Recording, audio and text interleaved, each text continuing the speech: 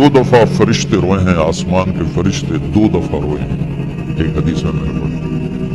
ایک دفعہ جب ہمارے نبی کو پتھر پڑے طائف میں، یہ واقعہ پہلے بتا دیتا ہوں، دوسرا بات پہلا واقعہ بعد میں بتا دوں۔ جب ہمارے نبی کو پتھر پڑے، ابھی میں عمر پہلی دفعہ مجھے وہ وزٹ ویزا ملا تو میں طائف گیا اور وہ جگہ دیکھی جہاں ہمارے نبی کو پتھر پڑے، پھر آپ بے ہوش ہو کے گرے، پھر آپ کو اٹھا کے ایک جگہ آپ کے غلام زید نے ڈالا، وہ سارا میں نے جگہ جا کے آنکھوں دیکھا، حال جیسے کہتے ہیں۔ اوپر ایک چھت پہ چڑھ گیا ایک جگہ اور میں ساری وادی دیکھتا رہا جہاں آپ کو پتھر پڑے تھے۔ تو آپ کے بے ہوش ہونے پر آسمان کے فرشتے روئے تھے، اور پہلی دفعہ روئے تھے جب مینا کی وادی میں 6-7 سال 8 سال کا بچہ اسماعیل اور سامنے 94 سال کا بوڑھا باپ ابراہیم، چھری دبائی ہوئی ہے، چھپائی ہوئی ہے، اور بیٹا باپ کو دیکھ کے خوش ہو رہا ہے۔ پہلی دفعہ اپنے ہوش میں باپ کو دیکھ رہے ہیں، پہلے ایک دفعہ آئے ہیں ابراہیم تو اس وقت آپ بالکل چھوٹے تھے، تو آج پہلی دفعہ ہوش میں باپ کو دیکھ رہے ہیں، وہ پتہ نہیں کیا کیا جذبات سے دیکھ رہے ہیں۔ اور اوپر سے ابا کی طرف سے ایک دم فرمان آتا ہے، بیٹا تیرے ذبح کا حکم ہو چکا ہے۔ کیا کہتے ہیں؟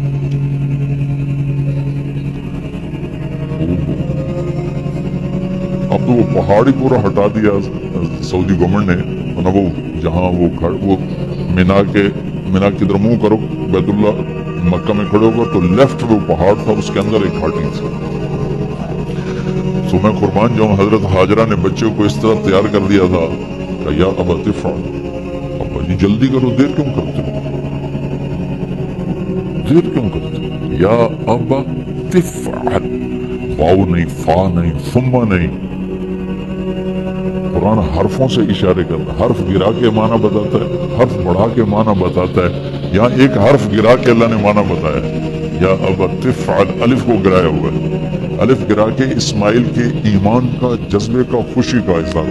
ابا جی جلدی کرو، پھر آپ دیر کیوں کرو؟ تو ابراہیم علیہ السلام حیران ہو گئے، وہ سمجھے کہ شاید اس کو پتہ نہیں میں کیا کہہ رہا ہوں۔ پھر فرمایا پتہ بھی ہے میں کیا کہہ رہا ہوں، آپ نے گھاٹے کا سودا نہیں بتایا، نفع کا بتایا۔ آپ کے بدلے میں اللہ ملے گا، اللہ آپ سے بہتر ہے، دنیا کے بدلے میں جنت ملے گی، جنت دنیا سے بہتر ہے۔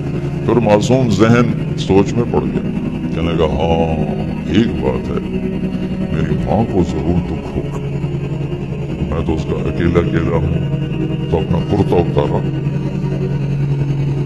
کہ ابا جی یہ کرتا میری اماں کو دے دینا، میں جب یاد آؤں گا میرا کرتا دے گی، اگر اس کو تسلی ہو جائے گی، اور آپ اپنے کرتے میں مجھے کفن دے کے ادھر ہی دفن کر دینا، ادھر نہ لے جانا، میری ماں شاید مجھے دیکھ کے بہت دکھی ہو، کٹا ہوا سر کو سوکھا کر۔ بابا جی مجھے الٹا لٹانا، سیدھا نہ لٹانا، مطلہ للجبین، کہیں آپ کی نظر میرے اوپر پڑے اور آپ کا ہاتھ نہ کانپ جائے۔ اب باپ او میرے بھائی، 94 سال کا بوڑھا تو مرغی نہیں ذبح کر سکتا، بچہ ذبح کرنے کا حکم آ چکا۔ جب انہوں نے گھٹنے پہ اپنی کمر پہ ٹکایا نا، اور سر کے بال پکڑ کر یوں سر اوپر اٹھایا اور چھری ہاتھ میں،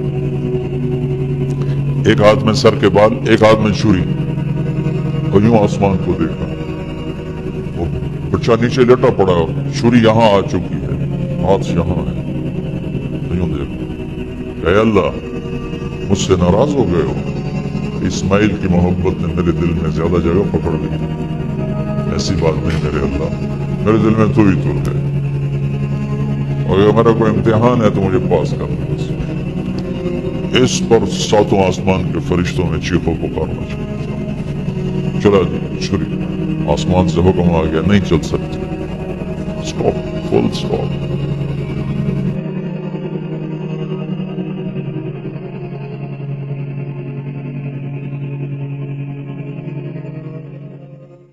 بنو امیہ کا سب سے حسین بادشاہ سلیمان بن عبد الملک، سب سے حسین، 42 سال کی عمر، جوانی، اس کی میت کو قبر کے قریب کیا گیا تو ہلنے لگا تو اس کے بیٹوں نے کہا ہمارے ابا زندہ ہیں، وہ سختہ ہو گیا ہے، زندہ ہیں۔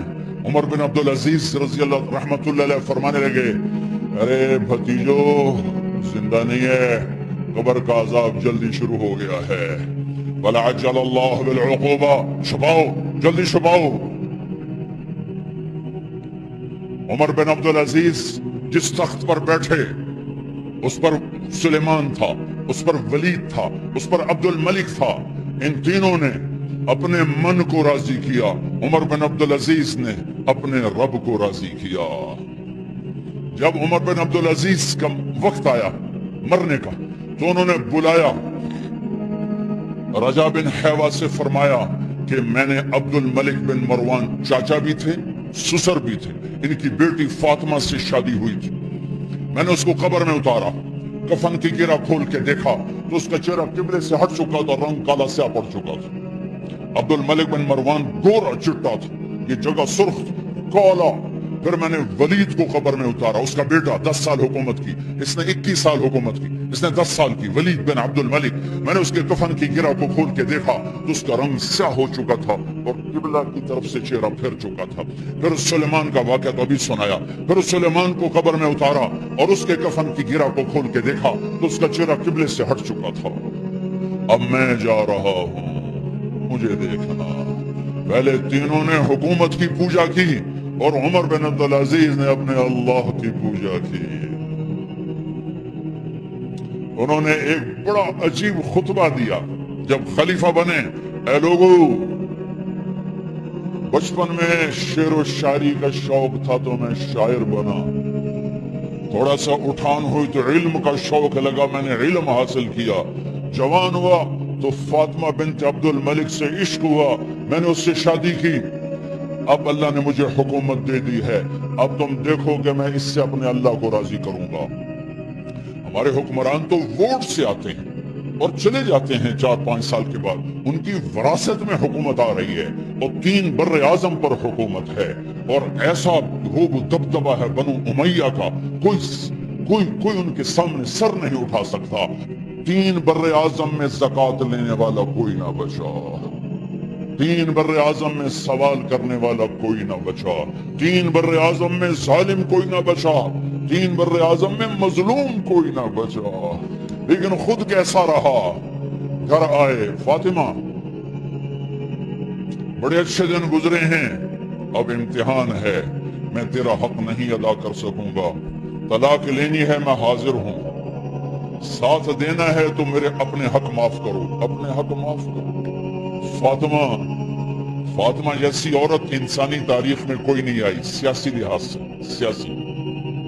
دادا مروان بادشاہ، باپ عبد الملک بادشاہ، بھائی ولید بادشاہ، دوسرا بھائی سلیمان بادشاہ، تیسرا بھائی ہشام بادشاہ، چوتھا بھائی بادشاہ اور اپنا خامن بادشاہ، 7 نسبتوں سے یہ عورت شہزادی ہے۔ کائنات انسانی تاریخ میں اتنی بڑی عورت کوئی نہیں آئی، سیاسی۔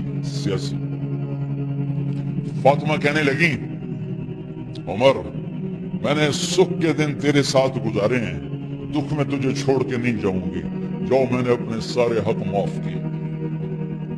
پھر حضرت عمر بن عبدالعزیز کی راتیں اور دن کیسے گزرے؟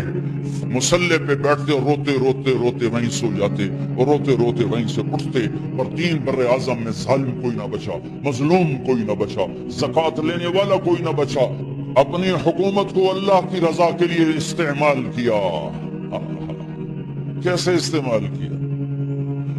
سارے مال فاطمہ کا سارا زیور بیت المال میں ڈال دیا، تنخواہ پہ آ گئے، عید کا موقع آیا، بچوں نے ماں سے کہا ہمیں کپڑے لے کر دو، عید آ رہی ہے، ہر آدمی اپنے بچوں کے لیے کپڑے لے رہا ہے، ہمارے بچے بھی کہہ رہے ہیں کپڑے لیں، جاؤ بھائی لو۔ فاطمہ کے پاس عمر 3 بر اعظم کے بادشاہ کے بچے آ رہے ہیں، ماں جی عید آ رہی، کپڑے تو لے دیں، ابا سے کہیں، کہ ابا سے بات کرتی ہوں۔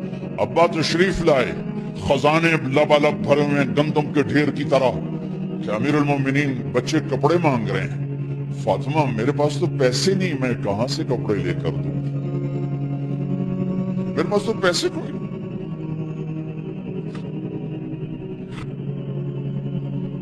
حضرت فاطمہ نے کہا پھر بچوں کا کیا کروں؟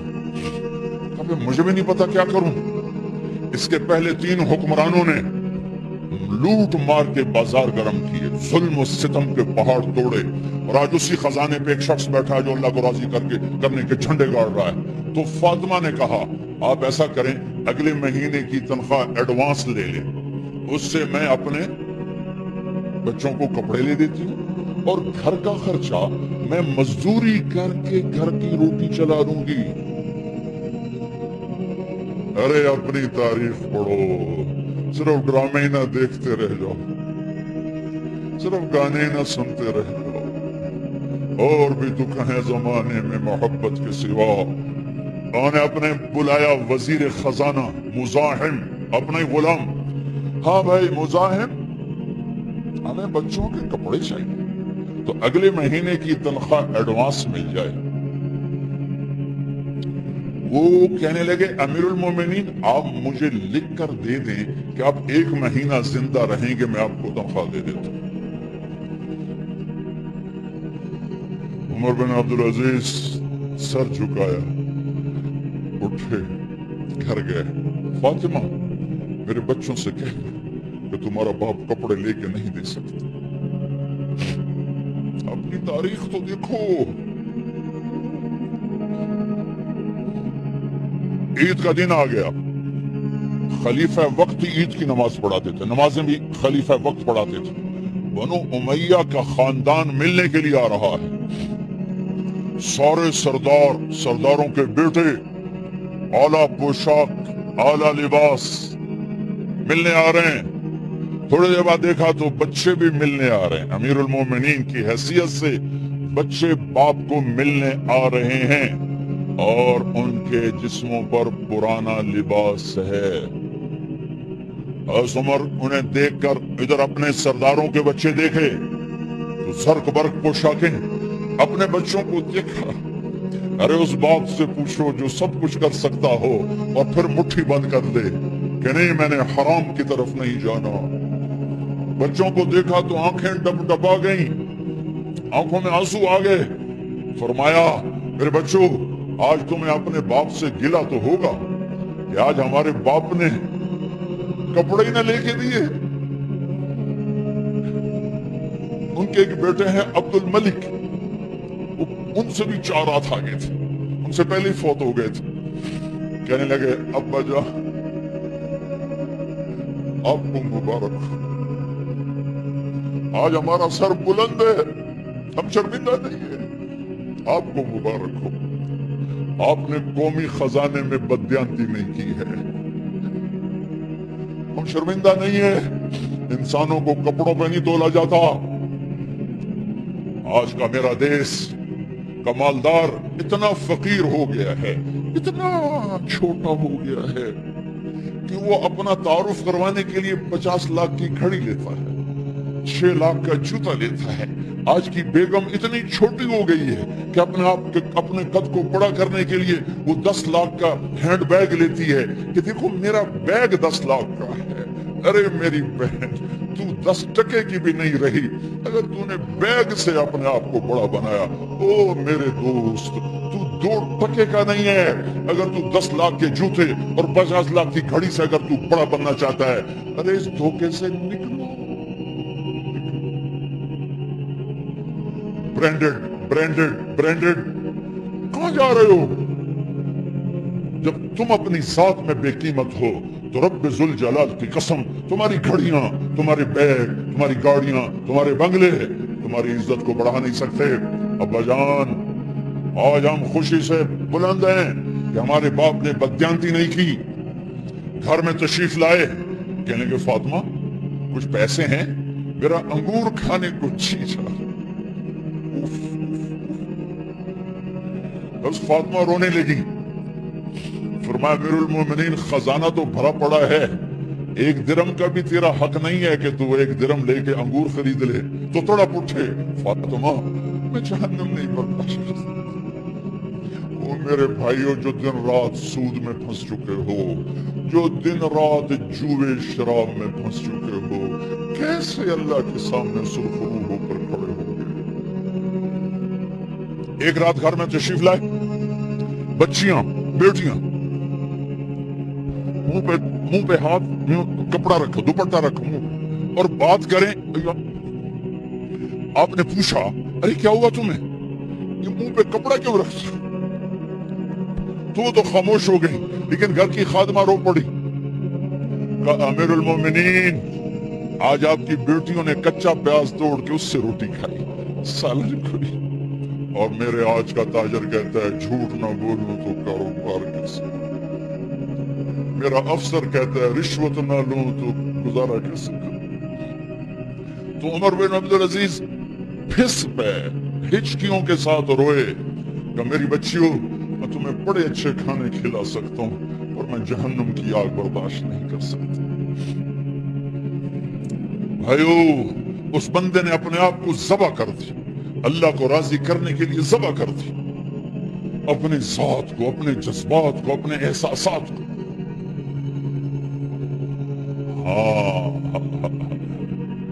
اب اللہ نے صلہ کیا دیا، جب انتقال ہوا ہونے لگا تو بلایا رجا کو، جو میں بات پہلے چھوڑ کے ادھر ان کی تھوڑی سیرت بتائی کہ رجا اب میں مرنے لگا ہوں، عبد الملک کالا ہو گیا تھا، ولید کالا ہو گیا تھا، سلیمان کالا ہو گیا تھا۔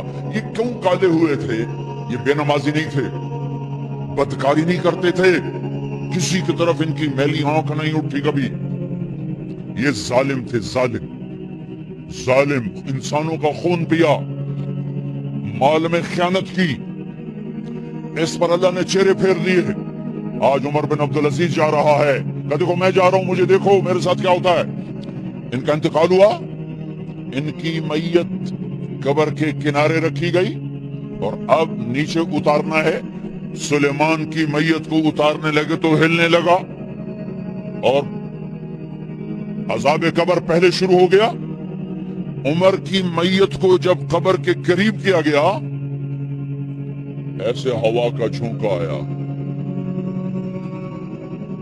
ایک پرچہ ایسے لہراتا ہوا یوں آیا، یوں آیا، یوں آیا اور عمر کے سینے پر گر گیا۔ لوگ اکٹھے ہو گئے، پرچے کو کھول کے دیکھا گیا تو اس پہ لکھا تھا بسم اللہ الرحمن الرحیم، براءۃ من اللہ لعمر بن عبد العزیز من النار۔ یہ پروانہ ہے اللہ کی طرف سے اس کے بندے عمر کے لیے کہ اسے جہنم سے نجات کی خوشخبری سنا دی جائے۔